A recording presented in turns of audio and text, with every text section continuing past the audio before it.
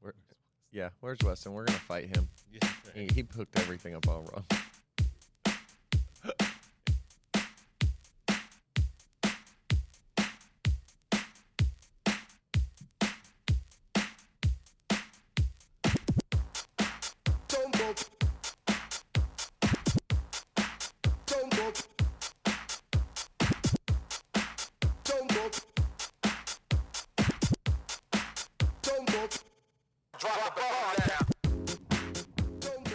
One of these days, I'll have to let the entire thing roll.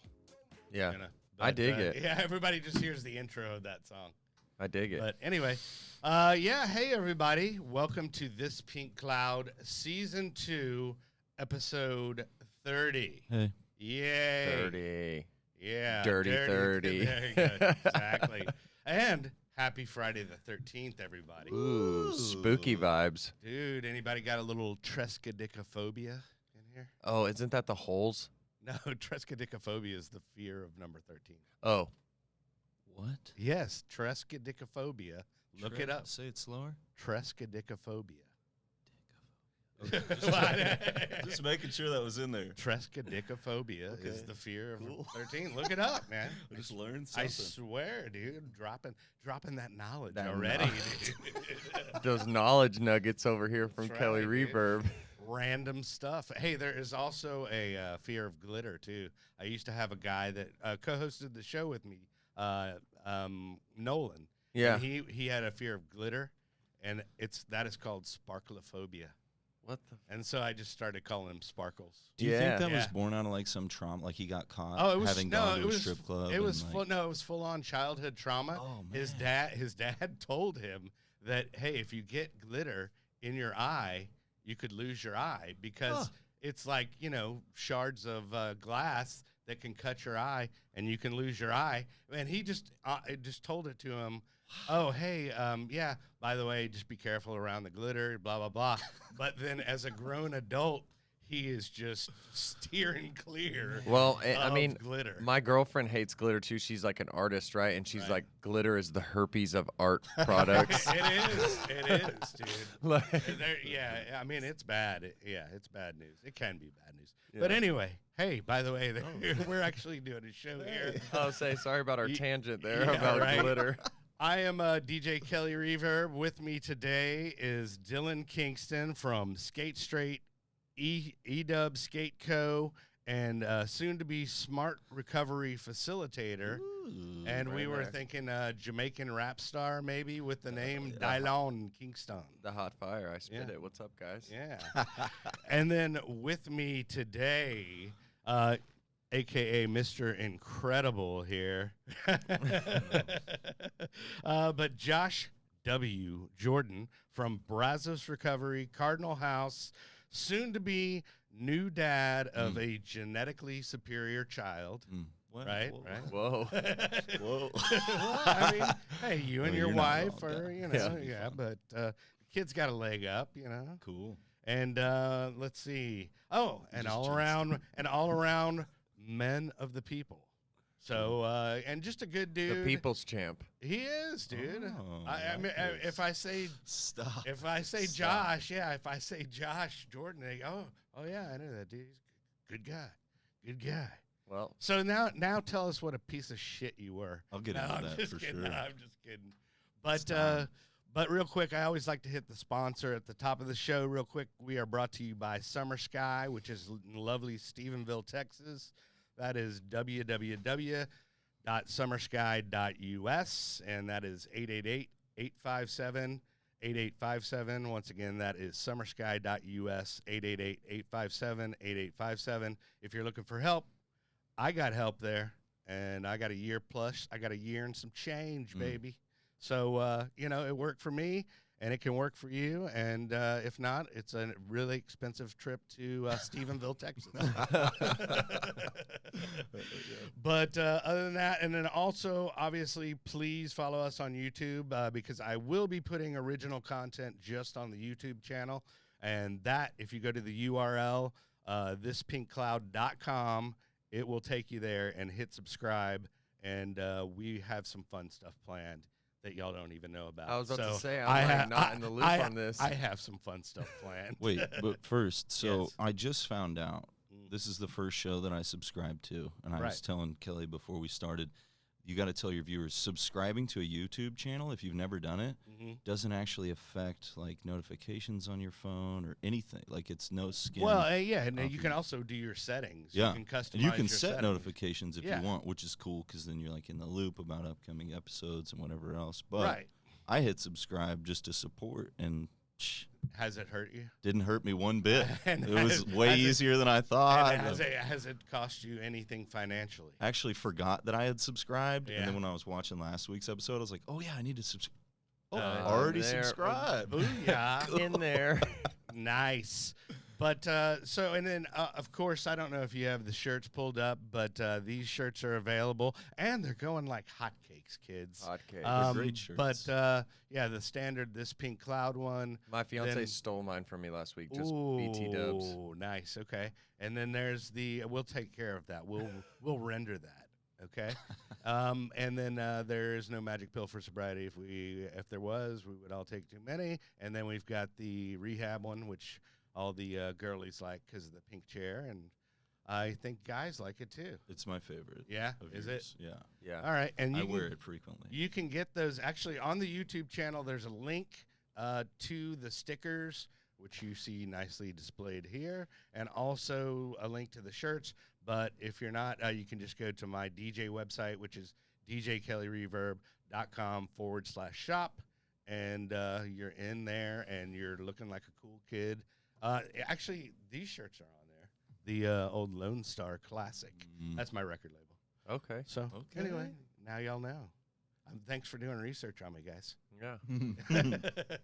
I didn't realize how much celebrity you had.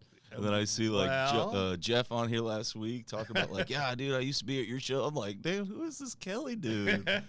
Yeah. That's cool. She's the hottest DJ. She's the hottest DJ in Dallas, man. I know the legend. I don't need to research the myth, you know? Hey, there we go, dude.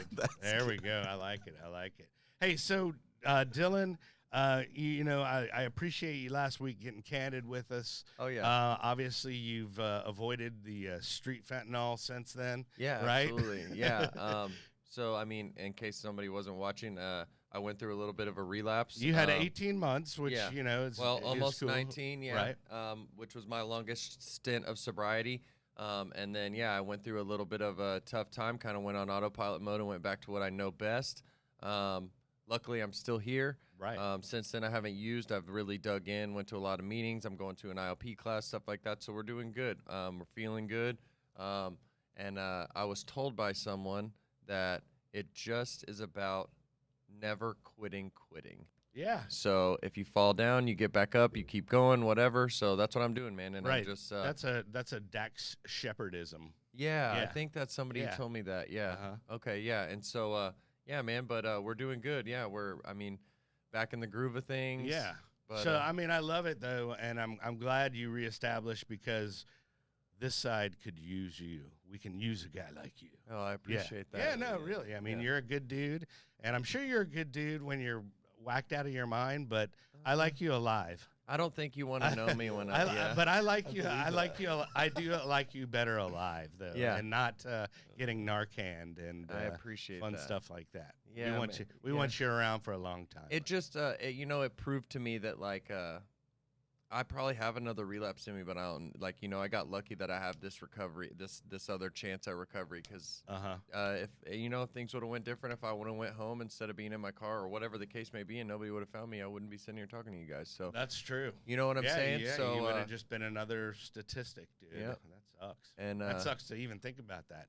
yeah, Kind of brings me down, dude. yeah. Well, let's get back But, up. yeah, but hey, so some positive stuff. You've got some cool stuff going on in the world of recovery, the Skate Straight Kurt Eichelberger style. Yeah, Skate so, Straight Dallas and Skate Straight Alliance. Yeah, man. So we're just trying to really get this going, man. So like everybody doesn't fit into the norm of like everyday like recovery pathways, right? And so Skate Straight, what Kurt originally started it for is to be like an all-inclusive, like every pathway to recovery, and everybody is welcome, and it's not super religious or whatever your views may be, you'll fit in and there's a place for you there. I know the name is kind of deterring from that. It sounds like you kind of have to be skateboarding. or you can't. Hey man, no homos, man. Yeah, you know what I'm saying.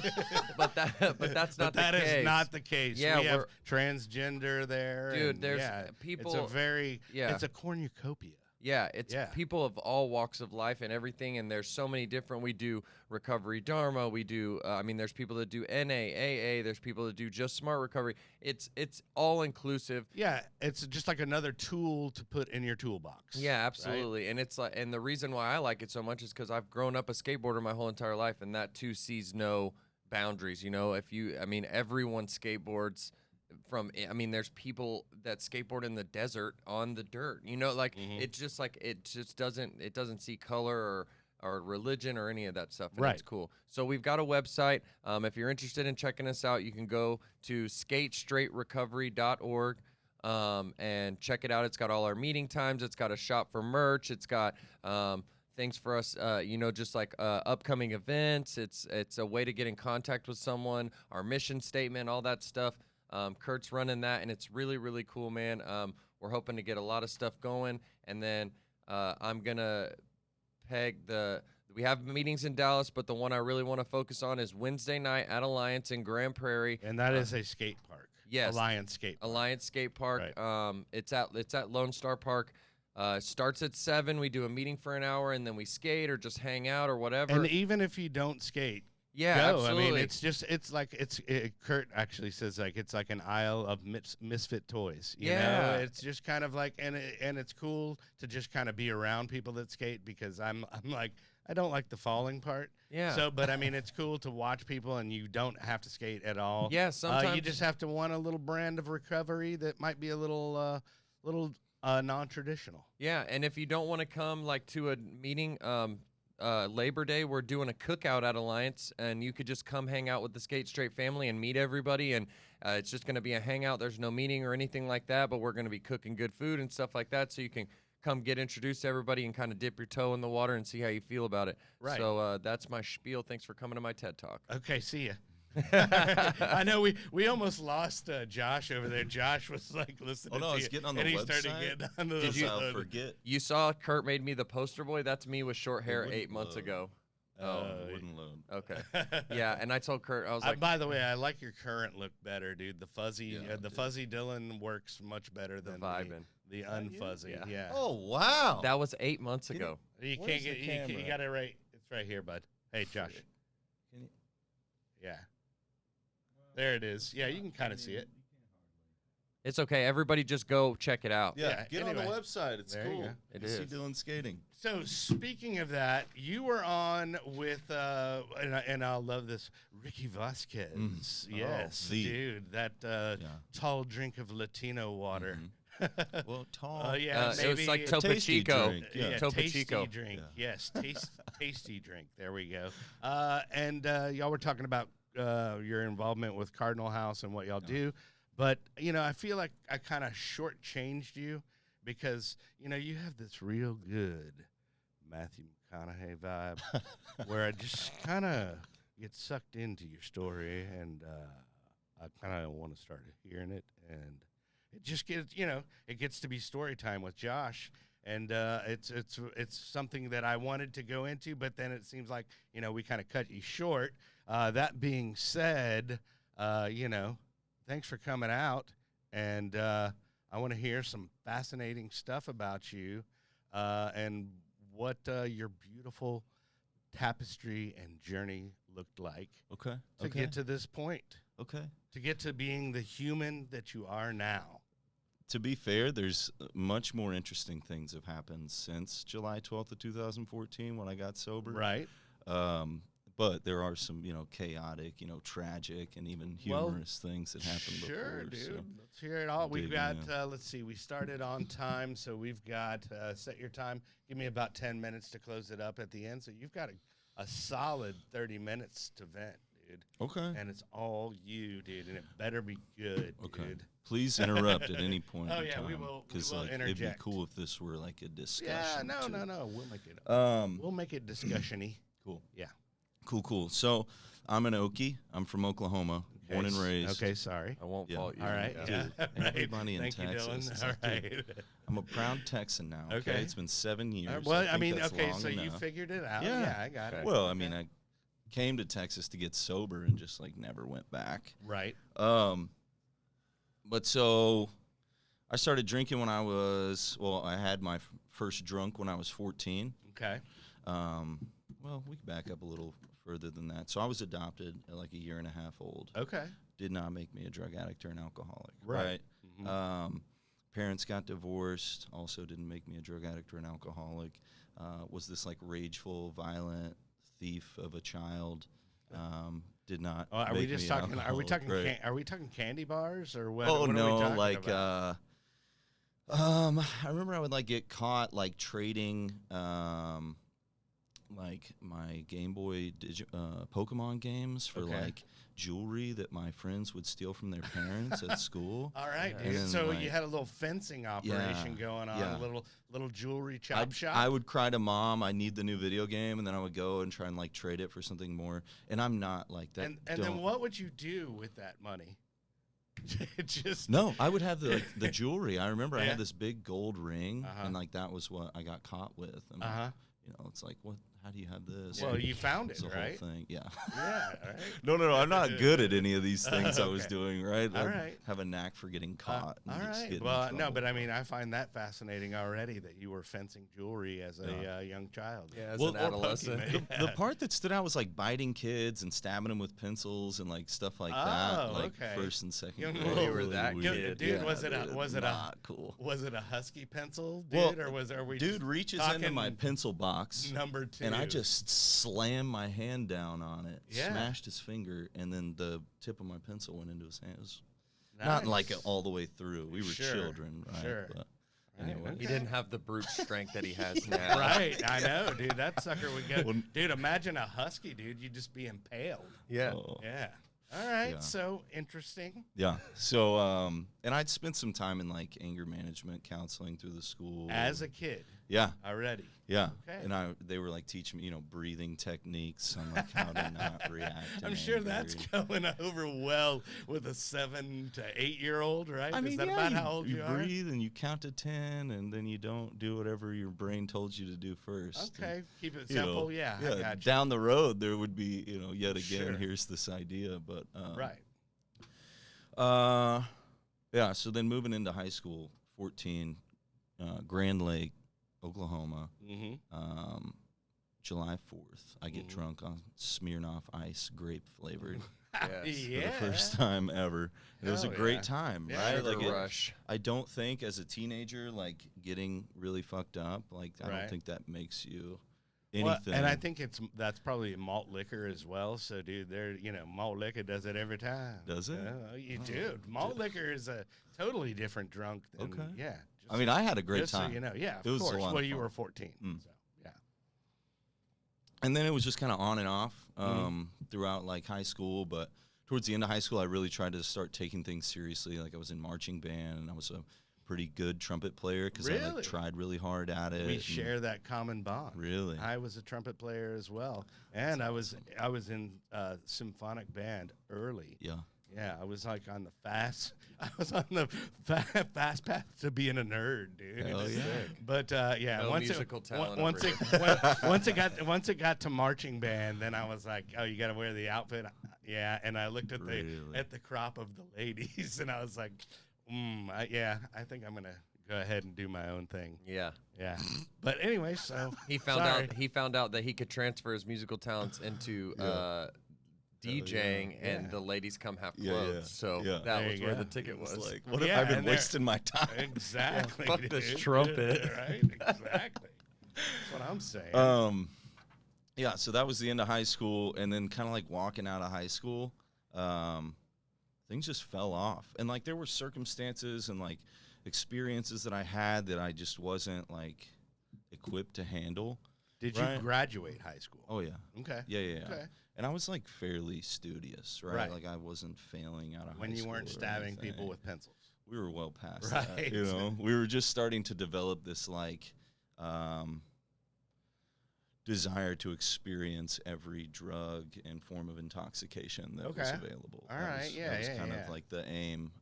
But there was also like go to college and like be successful and, you know, graduate college and do well in life. There is that path. Those were important at the time. Sure. You're kind of at that age where you're just like, you want to try and put your feelers out to everything, and that looks like good, bad, and indifferent. Yep. So. Yep. Sure. And I did my best to. My grandma passed away, my dad's mom, and like when I was adopted, I always seemed to gravitate towards like the oldest woman in the room, and I don't know why. Like a bunch of pictures of me and my mom's mom or my great grandma or my dad's mom, just like always hanging out with them. And my whole life, she was just like this like perfect, you know, person. Yeah. And the way that she passed wasn't graceful, and it wasn't pretty, and it was like really painful for her. And there was an instant where like I stopped believing in like everything having purpose. Like we walk into this hospital or like assisted living type deal, and she's screaming and crying in pain, and we're walking down the hall. I'm with my dad and my stepmom, and what are you, about 18, 19? No, I think I would have been like 16. Oh, 16. Okay. All right. I think. Okay. And anyways, we walk in and she's like asking God to like stop her pain, right? Yeah. And she's had a stroke and she's been battling this rehab process. And anyways, my dad kind of like moves me out of the room because he's like, you know, you're in the way, and like this isn't something you need to see, you know. Sure, and, trying to protect you. Instead of like going down the hall, I just stood outside the door and like fell to the floor and just started bawling, crying. I was like, God isn't real if he's willing to let this happen to this person, you know? Yeah. And then everything went dark, right? And not in that I didn't want to still go to college and like have aspirations, but like there was, it's like there's a little less magic to everything. Yeah, you know? you lost your faith, or your faith in that higher power, as they say. So I get it. And like my experience with recovery and like the pathway to it that I was handed, by the time that I got to where I'm getting sober, it didn't matter how this allergic reaction to alcohol and drugs had developed. The point was now that like this is what you have and this is what needs treated before anything else can, you know, be put on the table. And so while that may have started my kind of like twisted perception of life, it certainly wasn't causal to alcoholism, right? Because I know and have worked with lots of alcoholics and addicts who don't have any experiences. Like last time I was on, you made mention of like all these pathways are about treating the trauma that started this whole thing. And it's well, I said that's part of it. Yeah. Yeah, and definitely. Not my experience, right? Well, but that was one thing for me that like set in motion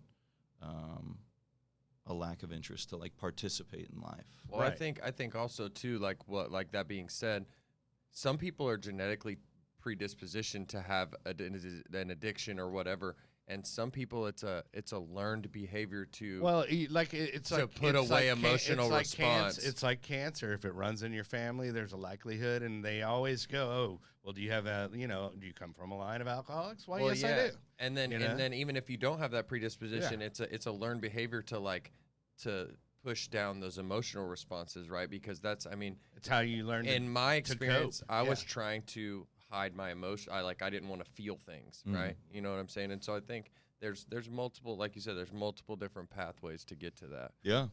And strangely enough, like there's some literature that somebody handed me, and I try not to like be a representative of any particular fellowship because I'm a poor example at times, right? But like I got sober in 12-step recovery, and I read through the big book of Alcoholics Anonymous, and inside of it, they're talking about like our description of alcoholism. They talk about the problem as we see it. And so like by the time I get here, I'm being read this book, and this guy's talking to me about whether or not these first few pages are true for me.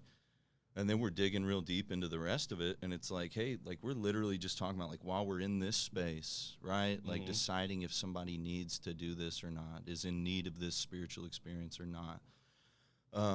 We're going to describe in detail like what we think the problem looks like for us, and that's it, right? Like there's a whole world of substance use disorder and alcoholism, and like we can all mean kind of different things when really it's like my use of drugs and alcohol are a problem for me, and then Right. that can have all sorts of different manifestations. Sure. Right. I agree. Well, let's hear some of those manifestations. Yeah. All right. So we get out of high school. We'll kind of hurry up. We'll get towards like the first. No rush, yeah. Well, the real exciting stuff is like right before getting sober and such. Okay. So go to college. Your grandmother had passed away. Yeah. You're 16, 17. Yeah. And then from there, you go you after you graduate high school, yeah. then you Go to college. Uh-huh. University of Oklahoma. okay. Make it one whole semester. Nice. Not really, because I Yeah. wasn't going to a lot of classes, Right. or I was on academic I love probation, that about college. Yeah. I found that out very quickly. Oh, they don't care if you don't show up. Dude. Well, I mean, you're paying, and Yeah, it's like, yeah. here's Well, all these your loans. parents are paying, or you're paying, and you're like, Yeah. oh, They I'm not help gonna for get sure. I'm not gonna get suspended. Wow, I just said they help, but then like in hindsight, even the loans I got, like they Yeah. paid off, like Yeah. in the midst of my, Right. consequences. But anyway, so in college, I'm just probably smoking weed. I found OxyContin because I was tripping acid one night, and I had to be up at a certain time, and here we are on acid. I've never been on acid, and like you're inclined to stay up and not sleep very well. Sure. And we're like, I think it's 100%. coming up on like 3 a.m. and I'm like, wait.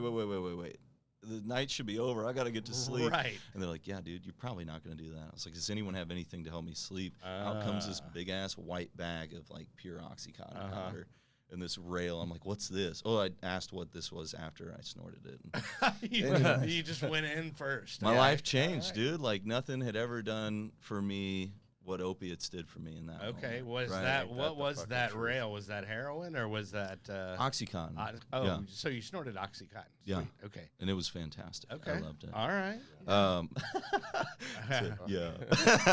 You got it. You My got palms it. are sweating over here. And like no. Hold on, we don't want to trigger anybody. No, it's here. fine. It's Yeah. fine. But like, that's your body as an opiate addict. That's your body's emotional response to that stuff. You hear that stuff, and it like, no matter how far removed from it you have.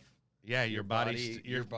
My brain knows that when he says that, my You- brain likes that shit. Your body out goes delicious. Yeah. Yeah. Well, strangely it. enough, like Yeah. I would later find out what like shooting up cocaine felt like, Okay. and I developed a habit of like only shooting enough cocaine to where I would like throw up and then fall onto the floor. Okay. And now when I hear people talk about like injecting a stimulant, it makes me nauseous. I'm Oh, 7 really? years Wow. sober, right? Wow, like I'm just wow. like, ugh. Yeah. And that was the goal, right? Throwing up and falling over. If that didn't Okay. happen, it wasn't enough. It wasn't good. Yeah. Ridiculous. So anyways, we discover opiates, right? Uh-huh. And I don't know if I just didn't know or I'd forgotten or whatever, but like I'm like, well, I'm gonna do this every day. This weed thing's been cool and drinking's okay, I guess, but like I'm doing this every day. But this is like next level. This is This great. is like yeah. right. And if you do it enough, it's like gets you well, and you can go like live life like we are right now, just like Mm-hmm. high as hell, Oh, yeah. Unlike being drunk. Mhm. Well, for me, I guess people do develop an ability to drink all day and still participate, but. Hi. Yeah, I know. Yeah. Looking at you, I was like, "Oh shit, that's Right. probably what Kelly was Yeah, doing." right. Anyways, so I ran out, got sick, and was like, "Oh my gosh, I have the flu." Not like I'm withdrawing from opiates. Anyways, Yeah. Dude, same. I was like, I didn't know what that was. I just knew that I was out. Yeah. I remember a friend like laughing at me. I was like, bro, I can't come hang out today, bro. I'm really sick. He's like, dude, you're not fucking sick. Like, not sick like that. Yeah. He's like, you're You're fucking. He's like, dope let's go sick, get some. buddy. You'll be fine. Yep, that's exactly what happened. Yeah. I drive a few hours back home and like get well and Get well. well, it's Yeah, sure. we're no, quickly yeah, getting but away from having a good time. you- Very quickly Yeah, getting so away you from had to. having a good time. I always say you have to right that ship, man, and that's the same thing with any addiction. Alcohol included, man. Yeah, I mean, especially alcohol. It was just a daily right the ship and Yeah. get into that lane. Yeah. Yeah. So as you Oh. were Well, healing yourself through. I then drop out of college, Uh-huh. right? Right. Mom gets a call. I'm on academic probation. We have a tough conversation about, what my life has really been looking like. I don't know why. I was just like compelled to like tell them what was going on. Mm-hmm. Oh, you just spilled the beans. Well, huh? my sister tried to like write a letter confronting me about my cigarette smoking, and I was just like, You don't I even felt know, so much girl. guilt. That Yeah. thought was like, you don't even like, Really? dude. Cigarettes? And that's kind of indicative of like where I ended up compared to like how I was raised. Everything that I ended up doing was like way more uncomfortable, right? The people I was with, the environments I was in, what we were doing. When we start getting into like, large amounts of narcotics in the apartment, no running water, like all that kind of stuff. It's like, this isn't the life I'm used to at how all. did you get My there sister's worried about me from- smoking cigarettes, bro. Yeah, right. So it's like quickly uncomfortable. And I got sober at 22, so it's kind of like, I think like my level of discomfort was so great in that lifestyle that it's like smaller consequences were bigger for me than they might have been for other people. Right. There was more of like red flags and alarms going off around. Sure. So anyways, drop out of college, don't want to stop getting messed up. Mom and stepdad are like, hey, well, we got your kids, sisters in the house. Like, you can't just do whatever you want here, so stop or leave. And I chose leave and would tell people for years that they kicked me out. Oh, yeah. Jesus. Excuse me. Yeah. So I move in with a buddy, and we just start getting high every single day on Right. everything. I try to break into a pharmacy. Yeah. It's been a long time. I don't think, it's not that Did you ever go incriminating. back and use your jewelry fencing skills?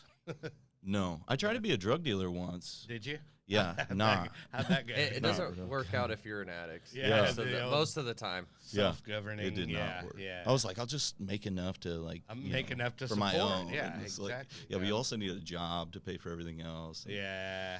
Anyways, so after living with this guy for a while and like abusing him and like using him and mistreating him, and like we were close, right? Like we had a friendship, and we were both kind of like from the same upbringing, and like here we are in this environment, like shitty apartment, and well, it was probably nice enough when we moved into it, but by the time we got done Right. beating the shit out of it, it was just like, dude, like what are we doing? And so we were kind of like leaning on each other at times to like make plans on how to stop living the way we were, and just never could. Anyways, I left him high and dry, and I started shooting up heroin because OxyContin's expensive. When you don't have like a good plug anymore, Right. you gotta like figure some new things out, and heroin's cheaper. Get creative. Yeah. And at the time, like there really wasn't a lot of like fentanyl rolling around. Like that's pretty Yeah. new. I mean, By the way, kids, don't do street fentanyl, man. That stuff, you never know what you're getting, and especially K2 Well, and all that stuff, dude. You never know what. it's in everything. yeah. Fentanyl's at Brazos, there's this guy, Richard, and like he's a badass, dude. He does like this harm reduction, like gets people Narcan and test strips to see if fentanyl's in their Xanax, like anything. And like he's this 12-step guy, like Is there fentanyl like in Pop-Tarts and shit? well, they'll like they'll like homemake pills, Oh, yeah, and they'll yeah, just yeah. like have it fentanyl in it, and some kid, college kid's trying to do some Xanax or Yeah. whatever, or an A li- ecstasy. little that, little rat poison, little bug spray. So little- Richard's going around to like trap houses and setting up places where people can come and get like clean, clean needles and all needles that, and yeah, and he's educating them and Narcan giving them. yeah. It's so cool. that dude. is cool. Yeah. But back to your story. We started shooting heroin. I Yeah, made yeah, it like yeah. a month shooting heroin before I'm like calling my mom, like, "Oh my god, this is Yeah, bad." right. And she sends me to treatment for the first time, and I did like pretty good for its 28-day place. Was there Mexico involved in there? We're Yeah. almost Okay. there. Oh, sweet. I can't wait. Yeah, Kelly asked me to talk anything regarding Mexico. I told him before the show. Little did he know. I go, anything regarding Mexico, let me know, dude. Yeah, Little did he know. Let's look at time. Yeah. Oh yeah, I'm gonna speed this up. No, So you got at least 10 minutes. it's getting good. Yeah. Okay. So we're waiting. we go to treatment. Mhm. I'm meeting with a therapist. I'm like walking in there, and for some reason, pretty early on, some guy was like, start praying, blah blah blah, like God and everything, all this stuff. And I was like, well, shit, I know what it means to be like spiritual. Like I've watched people in my church when I was a kid, and like if I smile and do good to you, then that's it. Like that is the epitome of like being religious or spiritual, whatever it was. Right. Yeah. God. And so I'm running around this treatment center with a smile on my face, like cleaning up plates and all this stuff. And like the truth was, like, I was never like confronted with the harsh reality of like, hey, when you get out of here, what if it's not just a matter of making better decisions? And at that point, it might have been, or at least it wouldn't have been an insane thought to think that I should make better decisions when I leave here, Mm-hmm. right? Because I didn't have a lot of experience trying to make that decision to stop and like change my environment Right. and like start doing daily habits and whatever. And Mm-hmm. but so this girl walks in like halfway through my treatment stay, and then I spend the next few days trying to get her attention, and then I do, and then I'm high like inside of treatment. Oh, and wow. I ended up being high in all of the treatment centers I went to up until this last one. Okay. Like show up with some like firm resolve to like set my life straight, and then before I'm even leaving there, Yeah. I have either stolen a van and went and gotten drugs for the other patients. Well, I mean, I've you're a good convinced guy. somebody to cheek their Suboxone, and if you're like days yeah. sober, like Yeah. completely clean, and you take more Suboxone than you take a bunch, that like you're gonna feel good, right? Yeah. Like Yeah. I'm all for Matt, and if somebody needs that, I'm personally Right. supportive. But like for me in that situation, that was about getting high, right? Yeah. So anyways, like that's my experience with treatment. Show up, mean well, want to do good, even like convince clinicians that I'm working with that I am doing good because I'm presenting well and whatever. So after a few of those treatment centers, what would keep happening is I'd get out of treatment, and what put me either in treatment or the hospital or broke or whatever, homeless, whatever, never actually like homeless. Right. Yeah. Let's use that loosely. Right. It was never a beer, right? Like a beer never caused all those problems. It was shooting up heroin. So just have a beer, maybe just smoke a bowl or something. Right. There you go. And what would happen for me is little California sober. yeah. Right. What would happen for me is like it wouldn't be enough, right? In that 100%. book that I read, there's this portion called The Doctor's Opinion, and he describes it as this elusive sensation, right? Like for me, and like I said, like the guy who took me through the 12 steps originally, he would like read this book page by page with me, and he would stop and be like, "Is that true for you or not?" And instead of him telling me like, "Oh, you're a death stage alcoholic addict and you need this or you're gonna die," like he was just like, "Hey, like let's give you the dignity of determining for yourself Right. if you need what the rest of this book is going to tell you to do, because Sure. it's not easy, and it's a lot more than just showing up to as many meetings as you can get to and whatever. It was like you're going to have to do some work, and you might end up being uncomfortable with what some of that looks like. And so as we're reading through that, we're talking about this elusive sensation. Speaking of that, I need to go to Mexico. No, I'm just kidding. Well, I would get out and I would try a beer, and the beer would feel almost as good as I thought. And like I even have this experience of being 21 and I'm at home with my mom and my stepdad, and like he drinks and like is successful and like manages that and like does not have the same reaction to alcohol as I do. And I was like, well, shit, why can't I?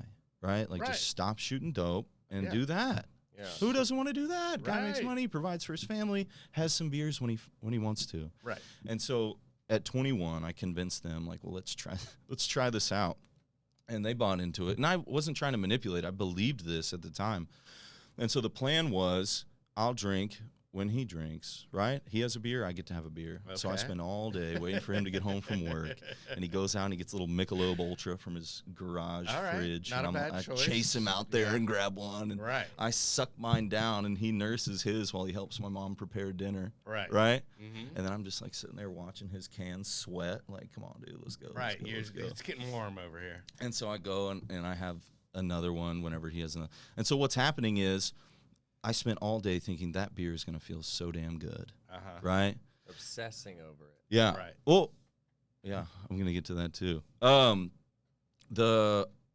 it just kept happening. Each of those beers felt almost as good as I thought the one before it was going to. And then in a matter of weeks later, I had gotten a job. So I'd gotten out of treatment. They let me move back in, and I had spent I don't know how many months like just reading Purpose-Driven Life and working out twice a day and going back to community college and getting a job, and they're helping me get a truck. And I met a girl. Like I'm all these circumstances that I thought were causing this like discomfort inside of me. If I can just do all the things that a normal guy my age wants to do, right? Then I would feel okay. I wouldn't need to stick a needle in my arm, right? If I can fix my life, if I can rearrange my circumstances, I can rest some satisfaction and happiness. and it didn't work. So here we are trying this experiment, and at the end of the night, like being very dissatisfied. And so at some point in time, I'm at work, and I start getting blackout drunk, and I spend X amount of days getting blackout drunk every day. That old match system with your dad didn't work. No. It didn't work out. And in the midst of one of my blackouts, I called a buddy who owed me money. He brought me, I guess, a bag and like his girlfriend's like used needle because he doesn't shoot up, but she does. And Sweet. so I do my thing. It's a good friend right And there. then all I remember is I'm at work. Next thing I remember, I'm waking up on the floor of my mom's house in the room that I was staying in, and my vision's blurred, and like I can't. My whole body's like pins and needles, and I'm hearing ringing, and I'm like, oh fuck. And right.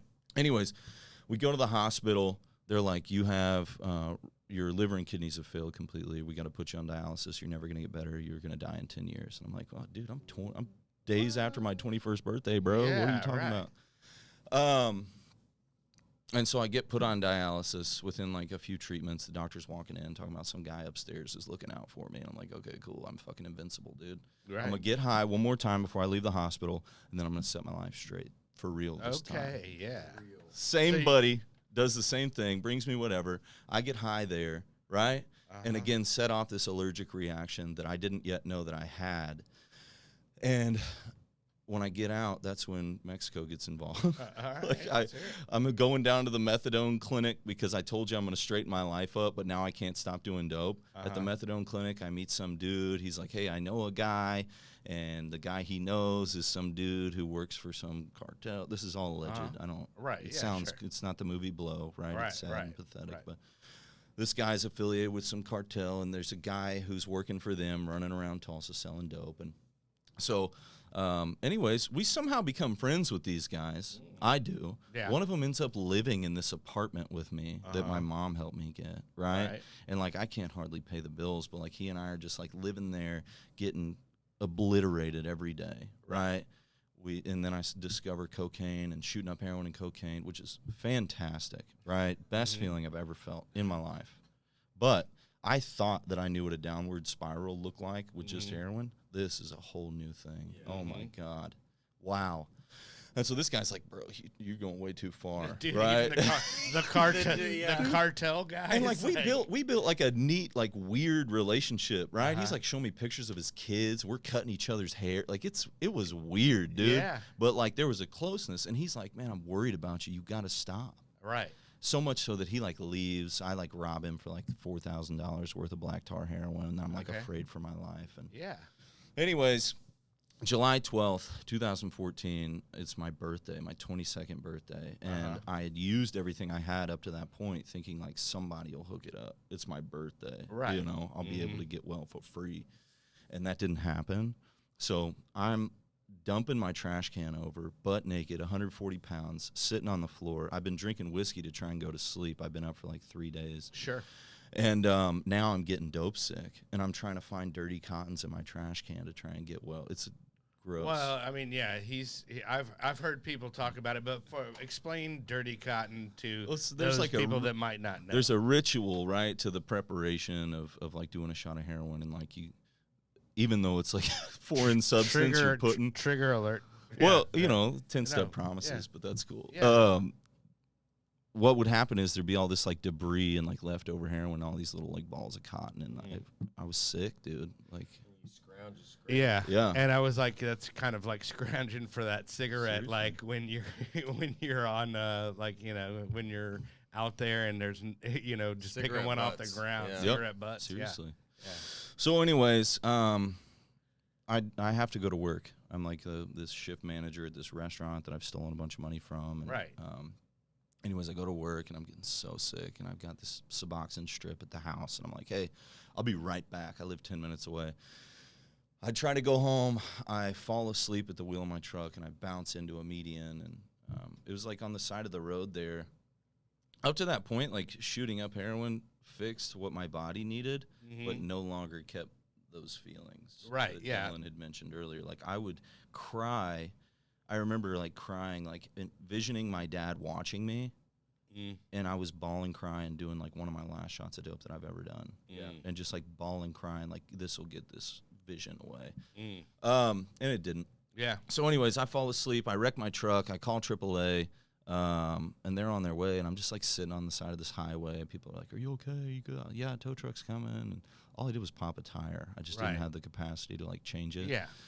And I was just like, dude, nothing will ever change Yeah. my life ever. That sucks. That's a shitty feeling, huh? It was the one I needed to have. Yeah. No. I called my mom. I'm like, hey, I'm done like making conditions on what treatment looks like. If you're willing, I'll do anything you tell me to do. And they sent me to this long-term place down in Austin, Texas. Well, half in Austin, half up here. And everything changed, right? And I am finally in that environment. This guy, Stephen Long, down in Austin, and he wouldn't mind me saying his full name. He came out and he was telling us this story about sitting down with his first sponsor, and this guy's like, hey, what do you want most in your entire life? And Stephen's like, I want my family to be happy. I want to be successful. I want, whatever, white picket fence and house and blah, blah, blah. And this old man's like, okay, so you got a shot of meth you can put in your neck, and every consequence you've ever had is going to happen, or you got all these things that you want and are after in life. Like, which one are you going to choose? And like Stephen was kind of mad about it. It's a stupid question. And as he's telling this, I'm like thinking, like acting as if he's asking me. I'm going to pick the happiness and success and people being proud of me and whatever. And the guy like laughs at him. It's like, well, why haven't you? And I'm sitting in the back of this room. I just start bawling, crying, right? Because up to this point, especially where there's a ritual involved, the idea that I don't get to decide to pick up and drink or pick up and shoot, like, you're an idiot if you want me to believe that I don't get to make a choice. You're an idiot to try and convince me of that. And in that moment where Steven's telling his story, and again, like I'm a month sober, kicking methadone, cocaine, heroin, a little whiskey, I'm emotional, right? Yeah, Everything is like, but it hit me. Like, dude, like if you had a choice in any of this, you would have made it by now. Yeah. And so I started like reading that book a little closer and seeing that like when they're talking about like an obsession of the mind, they're not talking about my daily constant fixation, right? There's a whole chapter called More About Alcoholism, and they use 4 different stories. Each of those stories describes an individual who, while not thinking about picking up a drink, ends up getting drunk, right? In light of consequence and a decision to never drink again, they set out to try and do things differently, right? Because they've met with these 2 guys that told them how desperate their situation might be, and they set out to never drink again. And then with an unprotected, sudden thought, they end up drunk, setting off an allergic reaction, and consequences happen. Right. And so all of a sudden, it's like, I don't have a warning sign anymore of when I might relapse, right? I'm not going to have a day of thinking about dope where I can call somebody or get to a meeting or whatever. A sudden and unprotected thought may occur, right? Where there will be nothing that keeps me from getting high. Right. That's a big deal. Yeah. And all of a sudden, there's a desperation that I had never had when I realized that that's what they're talking about when they say our description of alcoholism. Again, there's a world of alcoholism and addiction out there, but like while we're talking about this book and like these meeting spaces, like this is what we mean when we're talking about it. Sure. And it was like, oh shit, I need a miracle, literally. Right. Yeah. And that's what I set out to find. Right. Maybe I found it. I think I did. Well, yeah. I mean, you've been sober, what, 5 years 7. now? 7. I'm sorry. Yeah, get it right, dude. Shortchanging you, dude. Yeah. Hold on. I didn't write that down. Well, I know your sobriety date because it's same as mine. Yep. Just different year. Different year. And it's funny, I was, buddy of mine was getting a tattoo the other day outside this tattoo shop. There's this girl, and she knows a common friend of mine, and she was talking about, like, the shame of, like, people relapse. And you talked about it last week. It's like, just because I relapsed doesn't negate, like, that I had spent time, like, trying to do something different. Dude. And, like, my approach to that, like, I wish so badly, like, I don't know why, unconsciously somebody tells me they're 20-something years sober, I'm inclined to listen a little closer to what they're saying. Sure. Yeah. But, like, I'll quickly disregard it if you said that, like, it's just about not drinking no matter what, one day at a time. Like, okay, well, then you and I are on different paths, and that's okay, and I'm proud of you. Yeah. And I hope your life has gotten better since you stopped drinking. But, like, we need different experiences, and that's cool. But I don't know why there's this, like, clinging to sobriety time is significant if it's an act of providence, right? If it is just a miracle, right? And I've got to do some work, right? I got to get clear on some things and start living spiritually. Right. But if it's a miracle, then why do I get to act like, oh, they made a bad decision Now I'm going to treat them like they don't know anything. Well, and my thing is like, you don't get mad when a bird tweets every morning. You know what I'm saying? I'm an addict. What I know to do is use. Yeah. The miracle is that I was sober for 18, 19 months, and just as quick as I got high, I was like, fuck, this is wrong. And my mind went back to that stuff I had trained myself on for 18 months and started over again. You know what I'm saying? That's the miracle, is that once someone is in recovery and they have those tools and they realize they made a mistake and then they go back to the right thing. That's the miracle. Yep. You know what I'm saying? There shouldn't be a stigma about, like, if you get clean and sober and you stay sober and you never relapse, fucking kudos to you, brother. Yeah. You know what I'm saying? Hell yeah. But if you do, don't feel ashamed about it. Yep. Just fucking pull yourself back up and get back on the wagon. You know what I'm saying? All right. Dude, my home group is the greatest meeting in the world. Right. Period. If you don't believe that about your home group, find a new one or clean it up. Right. But like in that space, I don't feel any of that. Right. Somebody reestablishes.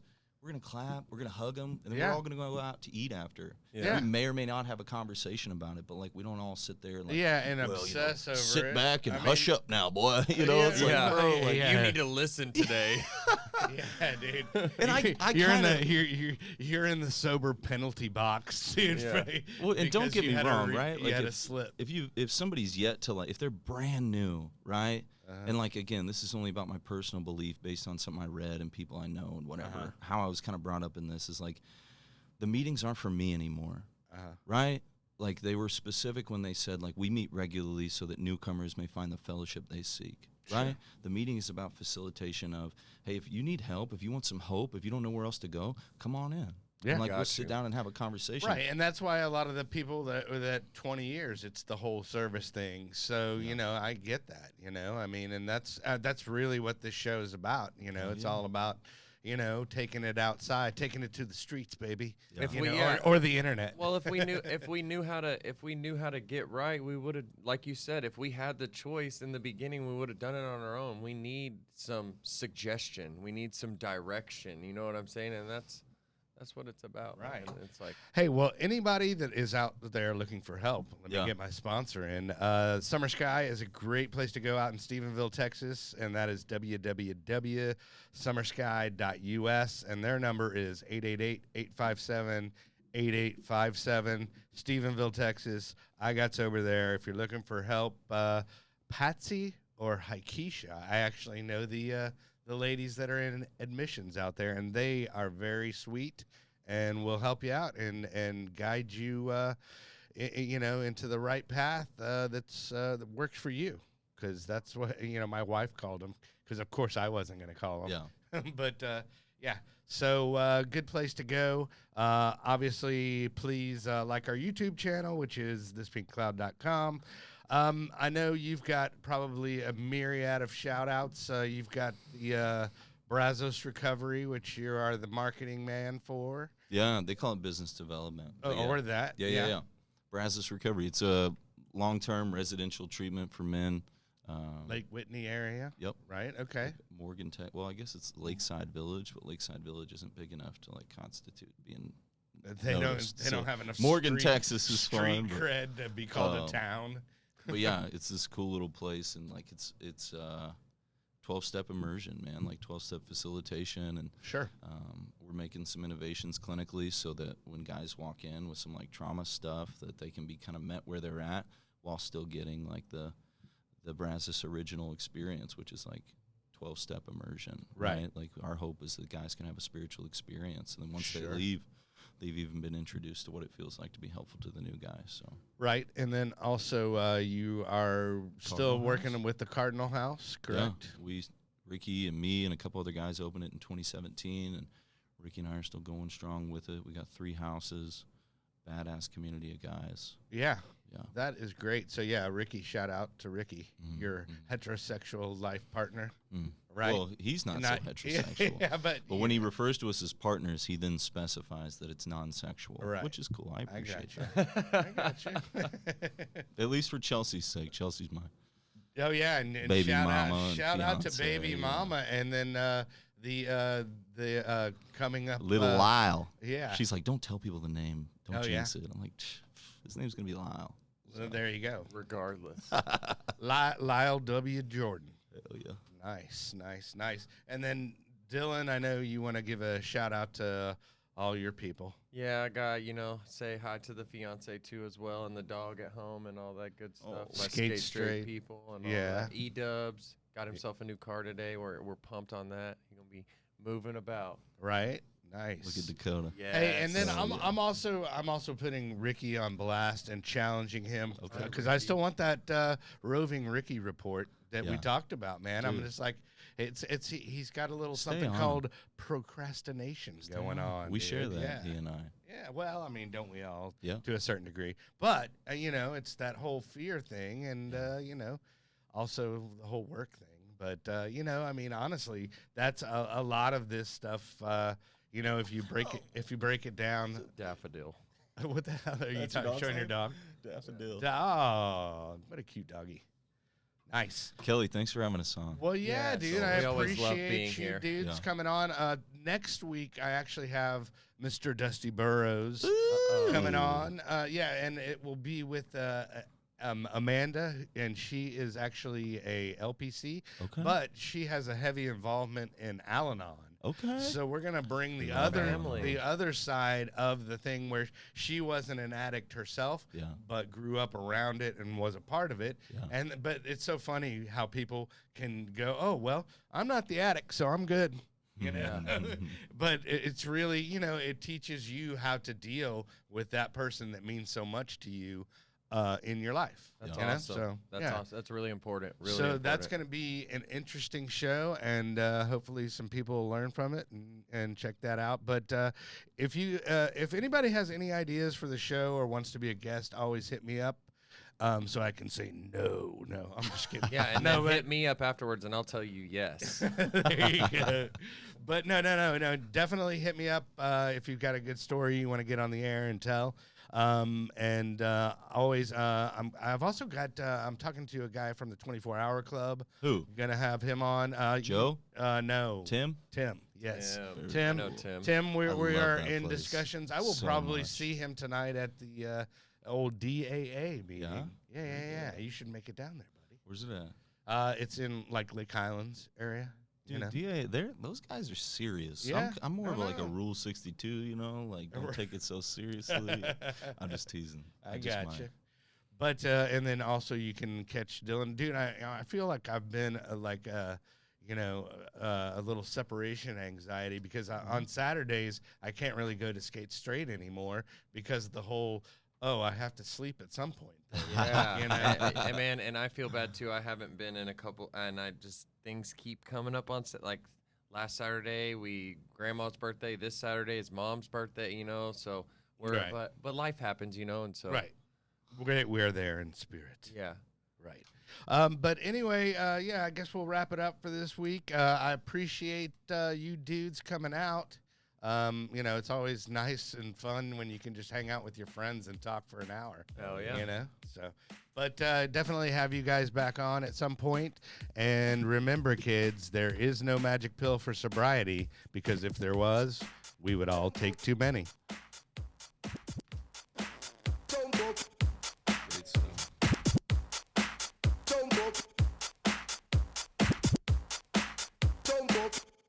Drop a bomb.